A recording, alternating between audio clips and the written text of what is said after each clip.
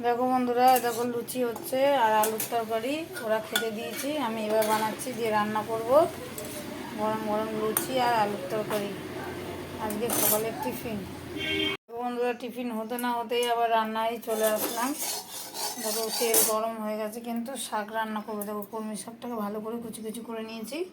আর এখানে রসুন আছে, 2 কোয়া রসুন দিয়ে আমি বানাবো। আর এখানে কাঁচা লঙ্কা দেওয়া আছে। দেখো লঙ্কাগুলো ছেঁড়া আছে, 2টো লঙ্কা। আগে শাক রান্না করব, তারপর এখানে সজনে ডাঁটা দিয়ে মাছের ঝোল বানাবো। বন্ধুরা, শাক থেকে আমার রকমটাকে খুব সুন্দর হয়েছে, দেখে বুঝতে পারছো, একদম কুচি কুচি করেছে। দেখো দেখো বন্ধুরা, শাকটা প্রায় মিশে গেছে, আর একটুখানি হবে। মাছগুলোকে ভেজে নেব। বন্ধুরা, সজনে ডাঁটা আলু সব কাটা হয়ে গেছে, সুন্দর করে জলে ধোয়া হয়ে গেছে, আর টমেটোও দেওয়া হয়েছে। এবার আমি মশলাটা বেটে নেব।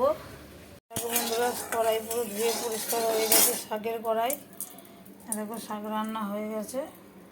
এবার মাছগুলোকে নিয়ে ভাজবো, মাছের ডিমগুলো ভাজবো।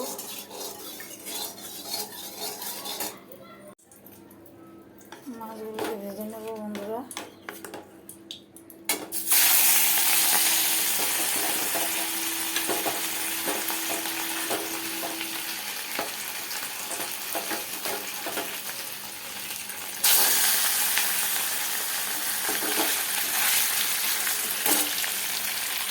মাছের ডিমগুলো ভাজা হয়ে গেছে, দেখতে পাচ্ছ।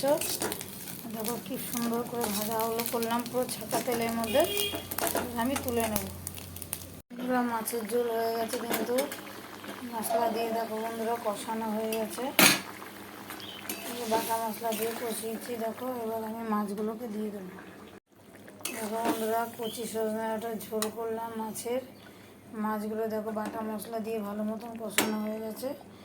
এবার আমি রুই মাছগুলো দিয়ে দেবো।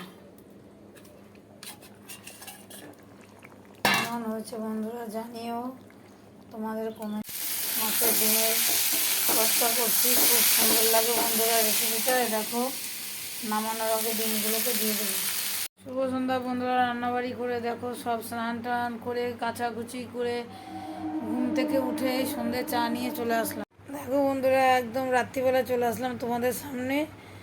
তো সন্ধ্যাবেলায় তো তোমাদেরকে বললাম, সন্ধ্যায় তখন চা নিয়েছিলাম, দিয়ে ঠাকুর গোপাল দিলাম, ঠাকুর দিয়ে তারপর সন্ধ্যের টিফিন খেয়ে একবারে তোমাদের সামনে রাত্রিবেলা চলে আসলাম, কারণ ভিডিওটা আর বড় করতে চাচ্ছি না। আজকের মতো বন্ধুরা বিদায় নিলাম, আবার কালকে পরবর্তী ভিডিও নিয়ে চলে আসবো। Tata, bye bye, good night.